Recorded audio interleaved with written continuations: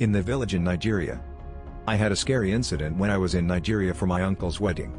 In Nigeria, many people leave the city to celebrate the new year in their villages. In our village, the house we stayed in was still under construction. It was a cinder block building with a roof over our heads, but far from complete. During December, the weather in the village tends to be a bit chilly because of a season called Harmattan.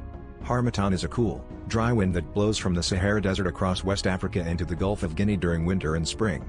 It brings cold air from Europe down to that part of West Africa. Now, back to the story. One day, my family members were on the side porch connected to my parents' room. The house, which is more of a mansion, has 7 bedrooms and 9 bathrooms. My parents' bedroom leads to a narrow hallway. I was looking for my phone because I had misplaced it somewhere. Before walking into my parents' room, I saw something odd at the bottom crack of the door. The doors in Nigeria are usually brown, and through the visible crack, I saw 2 black feet on the other side, just playing around. In my mind, I thought, wait a minute. My dad has big feet, but he's in America. My brother was in the living room, and my mom was sweeping the garage. Something told me not to open the door, so I just watched. It felt like a good 30 minutes, though it was probably only about 3. The big black feet looked demonic as hell, like my dad's feet, but a bit inhuman. It terrified me to the core. I ran to my mom, telling her that I saw some feet walking around. She told my grandma, but my grandma accused me of lying and didn't believe me.